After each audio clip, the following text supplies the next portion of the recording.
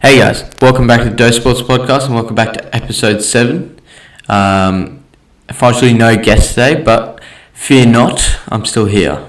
Gonna take a look into the NRL and the EPL this week, and before we do that, I got a Netflix tip for all you out there, all you sport lovers out there. It's called The Playbook. A coach's rules for life. It has 5 episodes of 5 different coaches, and there's one episode I'd recommend called Jose Mourinho's A Coach's Rules for Life, and goes through his coaching career and how he got into coaching and like his best moments. So yeah, if anyone's looking bored on Netflix, that's a tip I've got for you guys. Yes, that's right, it's finals week. First week of finals, done and dusted, and well, I think we're just going to kick into the first game of the night. Roosters versus Panthers in the first finals. Panthers getting up 29-28. It's quite an interesting match.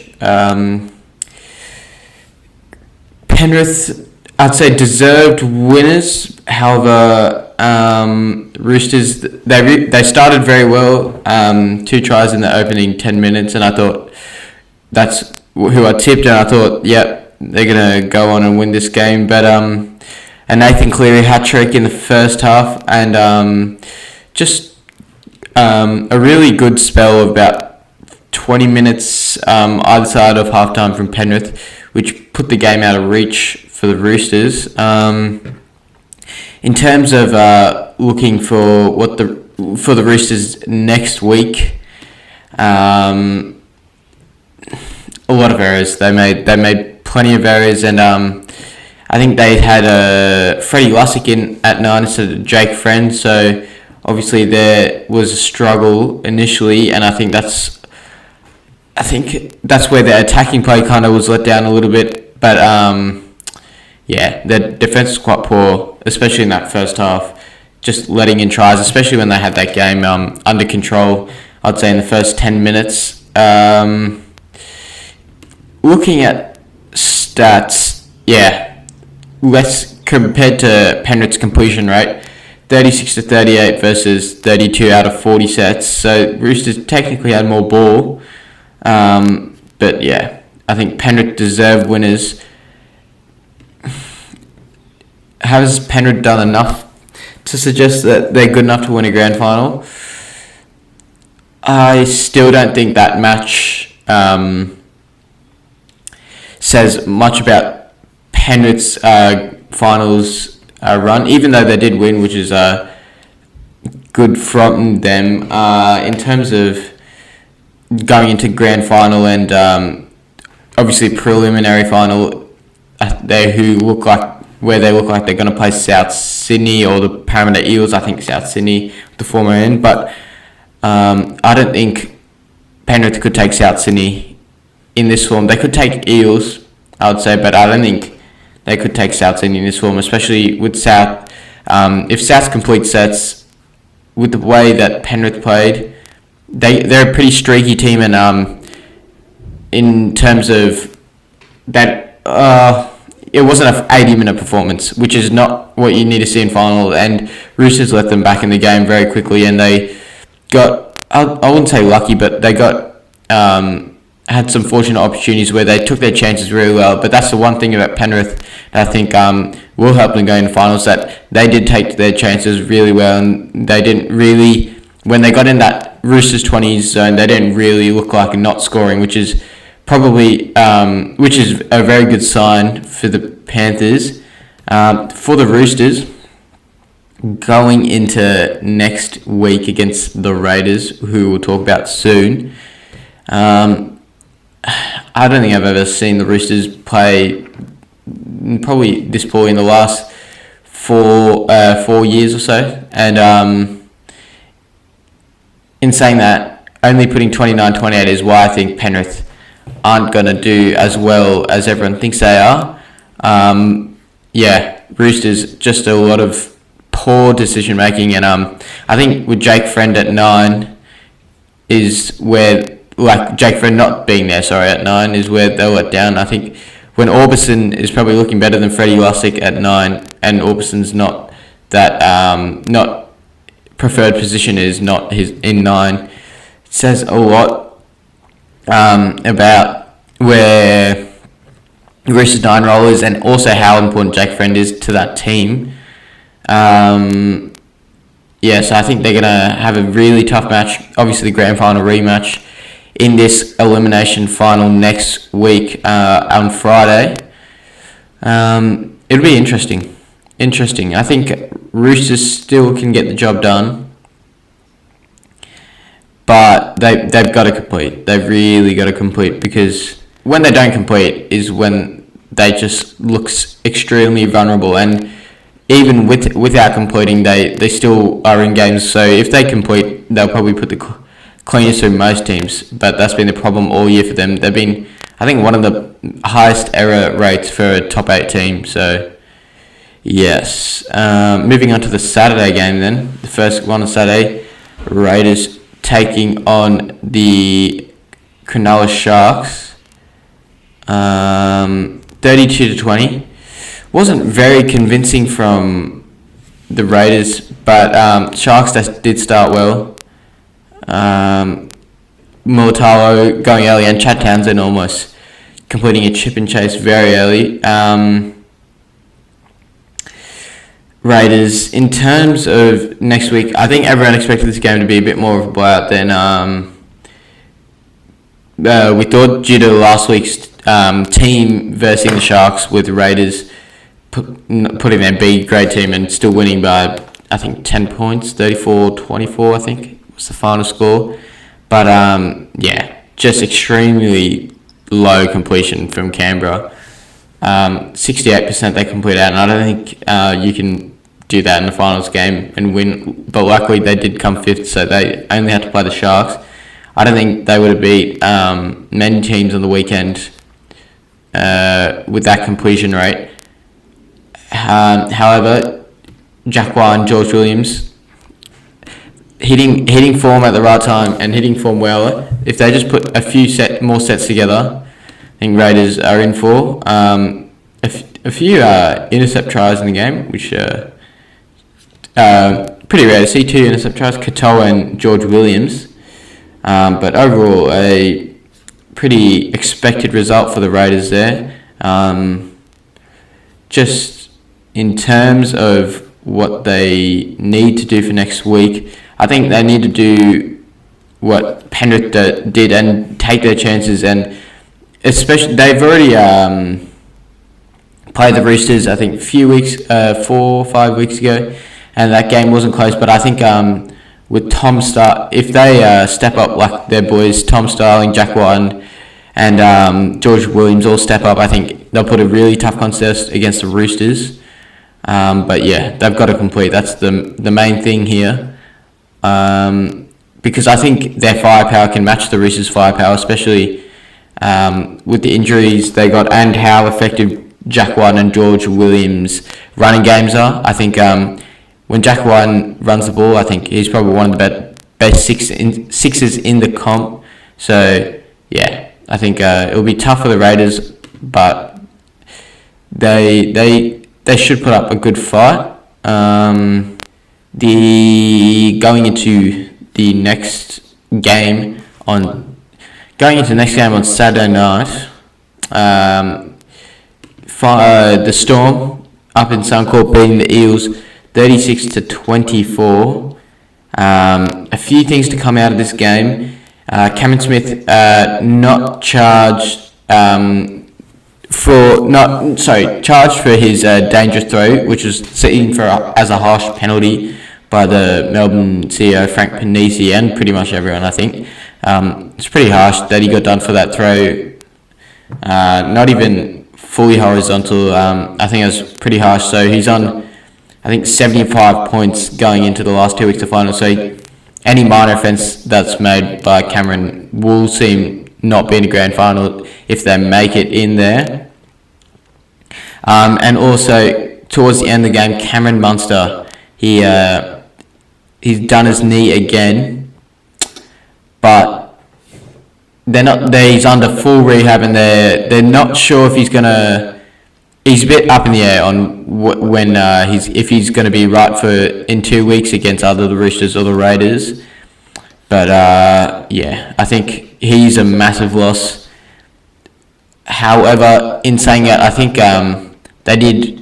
If the Roosters do go on to win next week's game, they did beat them early in the year with no Cameron and no Munster, so they can do it without them, because I think it's the first time in a while where we've seen Melbourne not kind of rely on that spine or that big three to create everything, whereas Pappy, Munster, before it used to be Billy, Cronk and Cameron Smith, where all the pressure was on, but now you're kind of seeing a lot spreader out the team with Pappy and Ryan Pappenhausen and Josh Adokar. They're all playing fantastically, and there's a lot of good ball playing from the second row, especially Kaufusi and Bromwich. They played good games on the weekend. 36-24, good result from the Melbourne Storm. I think Ryan Pappenhausen is probably the form fullback of the comp right now, and it's a bit of a smoky for the Origin spot, and there's a bit of a smoky for that 14 jumper, I think. But he's in top form. Josh Adokar, that left side for Melbourne's most dangerous side in the comp right now. Looking at the Eels, they did start well, but they just blown off the park the second half. A bit more gutsy performance and good attack from the Eels, which we haven't seen in the last, I'd say, month and a half in the Eels playing, which will help them going into the weekend. As we look at the next match, South Sydney versus the Knights, Rabbitohs winning 46-20 at ANZ Stadium. Pretty clinical performance from the Rabbitohs for about 70 minutes, just past the opening of Newcastle, which is very odd. I think we saw a stat where every losing team this weekend went up by 2 tries or was leading 14 to something or 12 to something at in every finals game, and then they went on to lose. Don't know what that's gonna say about next week and stuff like that, but in terms of the Knights, Callum Ponga, he needs help. He can't really do it all by himself, and during that opening 10, they look fantastic, and they'll playing the ball around early, and they'll have good set plays going, especially with that first try. But from then, Cody Walker stepped up, and Corey Allen, I think he's having a blinding few weeks. I think previously we've said he's probably one of the most average players, but he's really stepped up after Latrell got injured and playing fantastic in the number 1 spot. Alex Johnson grabbing another 2 tries, and Totola grabbing a double as well. Rabbitohs, I think, bar maybe Melbourne or Penrith. Even then, I'd say Rabbitohs are probably the most formed team in the comp, and I don't think most people would want to verse them. And I think, they're going into this game at favourites, pretty clear favourites against the Eels as well. For that game, do I think Eels can win? Yes, I think Eels can win.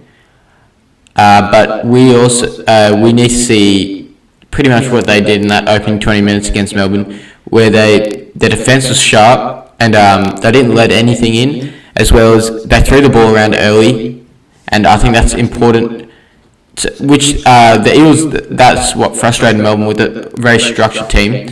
I'm not sure how that would go against South Sydney, especially the way they play as well is a bit open footy. They love Cody Walker getting in the space and run that ball, so it'll be very interesting to see how that goes, because I was pretty surprised about the energy from Parramatta. I was pretty impressed how they came out in that Melbourne game and put quite a fight onto Melbourne. However, I think still South Sydney will pip Eels and go on to face Penrith in the first semi-final, and then I think it's a pretty tough match because you can't really tell between Roosters and Raiders in this in the finals.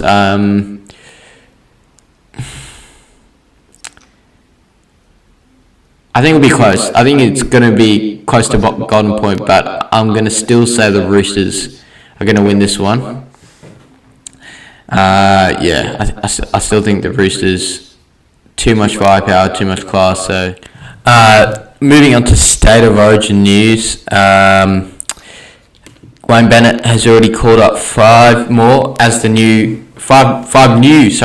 debuts of Maroons, but as the new coach, he's brought in Tino Fa'asuamaleaui, Gold Coast Fodawaker, Lindsay Collins, AJ Brimson, and also Philip Sammy, who are all been called up as they're not in the top 8.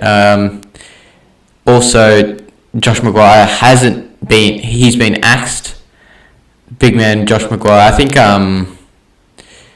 obviously Wayne Bennett, master coach, but I really think Josh Maguire would have been good for Queensland, especially because he always plays his best in Origin, and he kind of he kind of typifies Maroons' Origin, a bit of heart and a bit of just hunger. And he's it's disappointing not to see him there, but those 5 debutants, especially if you have Big Tino replacing you, I don't think that's too much of a problem.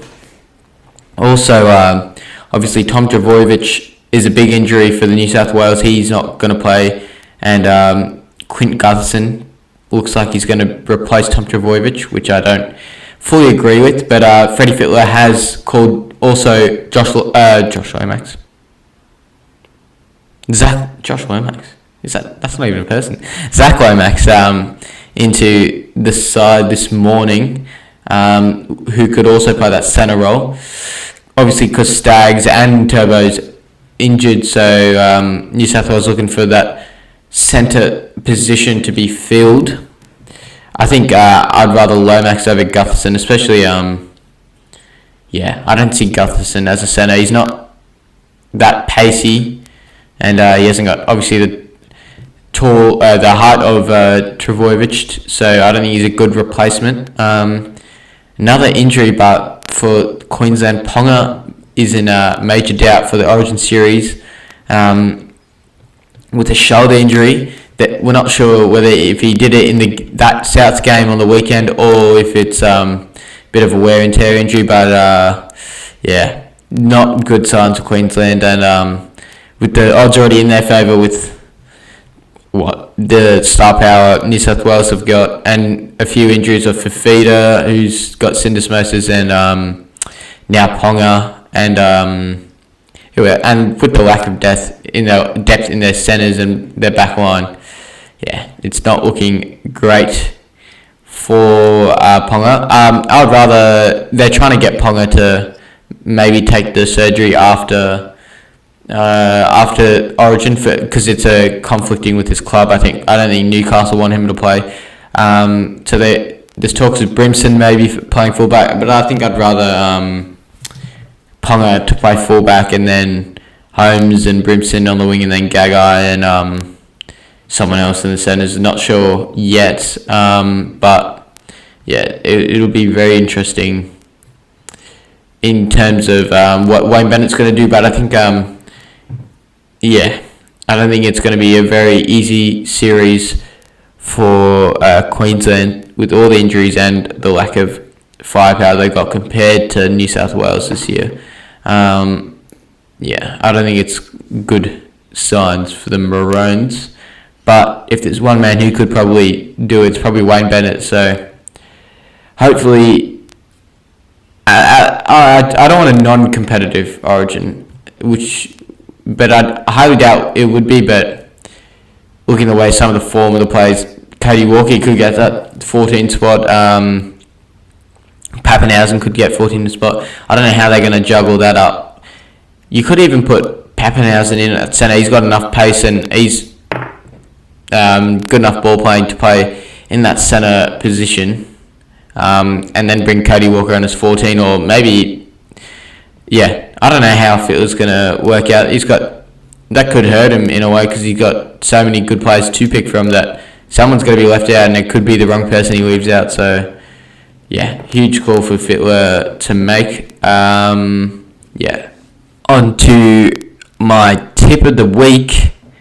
Gonna channel my inner Mystic Mac, and I'm gonna say that in the finals in this both week they're gonna be all over 45 points again, like they were on the weekend, and I'm gonna say Roosters win with a Daniel Tupou double. And I'm going to say Souths win with a Campbell Graham double. That's my tip of the week for yous out there. And that wraps up pretty much all the NRL. Just another big week of finals ahead, and looking looking forward to it. And I think we're going to move on to the EPL in saying that. Match day 4 of the Premier League. And some absolutely massive results towards the end of the week. I'm going to start with the opening 2 games on that Saturday and Sunday night for us, which would be Saturday morning in England. Chelsea beating Palace 4-0. Good bounce back. And this is a game that Chelsea really needed to win. After a few disappointing results in the last few weeks, obviously that 3-3 draw to West Brom, and Palace been looking good in the past few weeks, obviously being Man United 3-1 and putting Southampton to bed early on in the first week.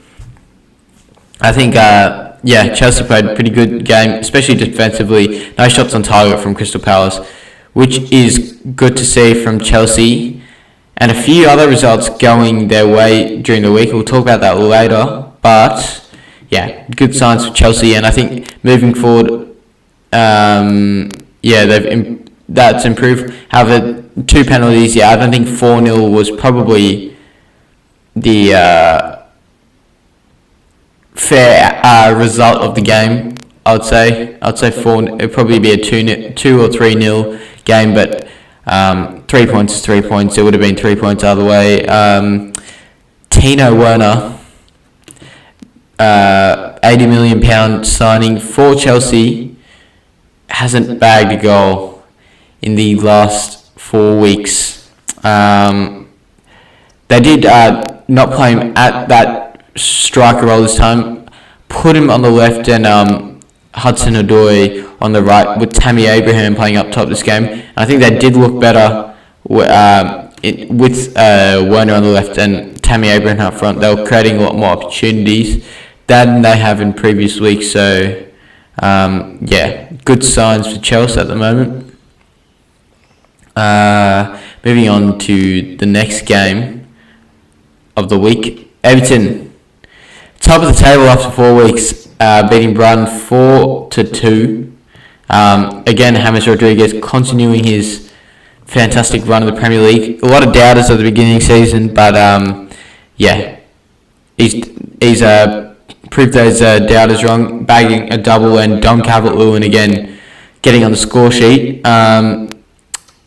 It's in terms of gameplay, Everton looked like they were going to win all the way, but in saying that, Brighton did put in a good performance, and they actually had the ball for more time and created a lot of chances still. So I wouldn't say unlucky to lose 4-2, but one of the things could have gone Brighton's way, and one of the things which couldn't have gone Everton's way. Might have made that scoreline extremely close and maybe a draw at the end, but all credit to Everton, who are now top of the table. 4 from 4 wins in their start, so great times for Everton and James Rodriguez. Next game, one of the bigger results of the week. Leeds United drawing with Manchester City 1-1, and To be honest, I think Leeds. You could say Leeds were quite unlucky. They played quite a good game, I'd say. They could have quite easily gone away with 3 points there. They had plenty of shots on target and plenty of ball as well, which you don't see that from anyone playing Man City. You'd see Man City generally dominate possession, and if they have less than 60%, it's a very bad game. But in this game, Leeds held the ball and had over 54% possession, and they created many good chances. I reckon. It's funny to say, but I think Leeds got very unlucky in this game. However, I think a draw is a fair result. There's a lot of shots from City as well. I think 23 shots from City.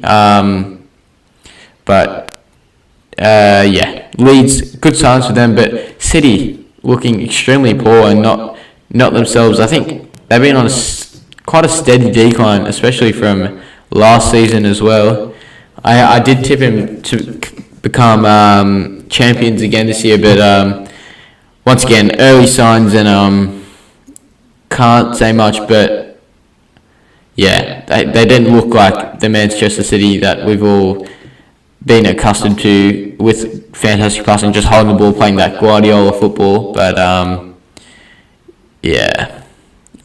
think Leeds are probably going to be close to top off, like I predicted. They're playing fantastic, absolutely fantastic football. So yeah, good to see them doing that. Next game, Newcastle beating Burnley. Bit of a bit of a dead game, but 3-1 Newcastle, and 2 penalties slotted by Callum Wilson, as well as a goal from Saint Maxin. They put away their chances. So did Burnley. Only had 3 shots and scoring a goal. Very mid-table clash, I'd say. So not much I can really comment on that. But Newcastle again pushing closer to the top. I think they've shown good potential this season. But yeah, Burnley, that's their 3rd loss of the season, and I think they're going to be fighting for they're fighting for a relegation again. I don't think they'll be able to stay up this season. I think there's too many lower teams that are starting to play really well, such as that West Brom put in good performance. West Ham, fantastic performance. We'll get to that. It's not. I don't think it's this year for Burnley. Speaking of West Ham, 3-0 winners over Leicester City, and thoroughly deserved. Leicester created absolutely nothing. They had all the ball but created absolutely nothing. Again, Jared Bowen, I did say it at the beginning of the season, he would be the key for West Ham, and he's probably, I'd say, man of the match for them. They're playing fantastic. West Ham, look at the next game, West Ham winning 3-0 over Leicester. West Ham playing absolutely fantastic. Leicester didn't create absolutely anything. Quite a dominant first half from West Ham, and Leicester not a shot on target, even though they had all the ball. Pablo Formals and Mikel Antonio getting on the score sheets early. Mikel Antonio scoring again away from home, and once again Jared Bowen proving that he's probably West Ham's best player, and I did tip him to be one of the better ones at the beginning of the season. So fantastic news for West Ham. Leicester, after beating Man City last week, quite a poor performance, really. I'm not sure what that means for Leicester. They still are in the top 4, cementing that 3rd spot. But quite interesting for Leicester. Next game, Southampton beating West Brom. Again, another dead game, but Southampton playing well. I think Again, they'll stay up. West Brom, I was pretty disappointed coming off last week's performance. I expected a lot more from them. Expected to maybe put away Southampton, but they haven't. Southampton, second win on the trot. I think this is a turning point for Southampton. They've got a Chelsea next week, and I think another tough one the week after. Everton the week after, yeah. So if they can, I'd say, walk away maybe 1 point from those games, I think that's a fantastic 2 weeks for them. But yeah, if they've got to really play well. But defensively, they look pretty sound, and they held the ball well. So I think good signs with Southampton, but just a big few weeks coming for them. Wolves beating Fulham 1-0. Very, very bad game. Just a very hard game to watch. Yeah. Just not one of the better games to watch, but Wolves getting the job done. Arsenal beating Sheffield 2-1. Good bounce back, not bounce back. Good bounce back for Arsenal after losing last week to Liverpool. It was tense in the last few moments, and again a very low opportunity game, especially the way Sheffield United. They sit back and they just allow all that pressure to be taken in. So good from Arsenal. Aubameyang, he's playing well. Didn't get on the score sheet, but created a fair few chances. And Dani Ceballos, I think he's going to be a revelation. Started well last season, and I thought he was going to go on, but this season I think he's going to be extremely well, and one of my favourite players in the Prem right now. And then moving on to the big 2 upsets this weekend. Manchester United versus Tottenham. Tottenham winning 6-1 over Manchester United. Just United look like they're in shambles. They got the penalty early, and then obviously Bruno Fernandes steps up and slots it, but absolutely shambolic defensive performance and absolute dominant. I think they held that lead for 2 minutes. It was just that first goal they scored, Tottenham.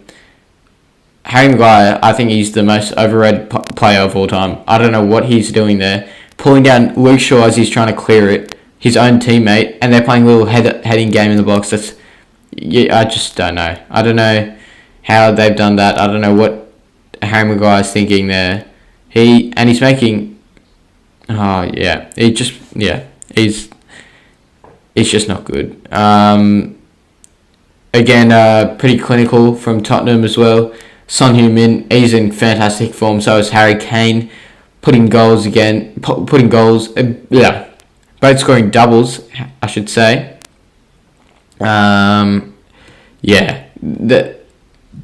It's just Kane assists for Son. That pair is working fantastic. I think Mourinho's kind of starting to work out how to play them. Martial got a red card pretty early on, and I think even though he did get the red card, a very soft red card for Martial. Just a little slap to the face. I'm just watching this little replay now. Yeah, it's a very small slap to the face. I think even without that red card, Manchester United wouldn't have done anything. They played absolutely poor. And usually when you see the red card, it's usually a defender that gets a red card, and you can understand why. Yeah, they've lost 6, but no, it was an attacker that got the red card, and there's just gaps everywhere. Harry Maguire, it's like he doesn't know how to defend. He's actually so bad. I don't know whether he needs to get dropped. I don't know what happens there with replacements and who comes in, but yeah, that partnership didn't look good on the weekend with I think it was by Eric Bailly and him. I think Victor Lindelof needs to come back into the side. But however, good signs for Tottenham. On the other side, they moved to 6th on the table after a slowish start with a loss and then a draw in week 3. So 6-1. But you'd think that'd be the worst result of the weekend. Moving on to the Liverpool game. Yep, 7-2. Aston Villa wins against Liverpool. Ollie Watkins, fantastic. They spent the money on him, and he delivered 2 goals very early on. And getting his hat-trick in the first half, I'm pretty sure. Yeah, a hat-trick in the first half. Jack Grealish also played well, grabbing a double, and Ross Barkley getting on the score sheet. It was just a pretty clinical performance, especially the little ball they had, and they created that many opportunities on the counter. Just fantastic from Aston Villa. Liverpool, I don't think anyone saw this coming. However, it has proved a few suspicions that we probably had in the early seasons with Alexander-Arnold and maybe Van Dijk. I think Alexander-Arnold, I think everyone says he's the best right back in the world, but you've got to be able to defend to be the best right back in the world. And I think that defensive lack of defense was there last season, but he just made up for it in his attack that he got that many assists and that many goals. There's just he was exposed on that left side. Ollie Watkins and not sure who gave him the assist on that left side as well for his header in the middle of that set piece. It's just a very surprising result. Van Dijk played very poorly, and although Alisson wasn't playing, you can't really blame 7 goals on the goalkeeper for Adrian, and I think Joe Gomez even got subbed off at one point. It's just poor. It was very poor, especially with the ball, the amount of ball they had. They shouldn't have let that many opportunities for Liverpool, and I think they should bounce back next week with pretty sure they're playing. They're playing Everton in a Merseyside derby, so they should get up for that. But it's very similar to the NRL where Roosters got beat 60-8. Same thing, 7-2 to a side that you were kind of expected to beat. It brings a lot of shock, and coming into the next few weeks, they've got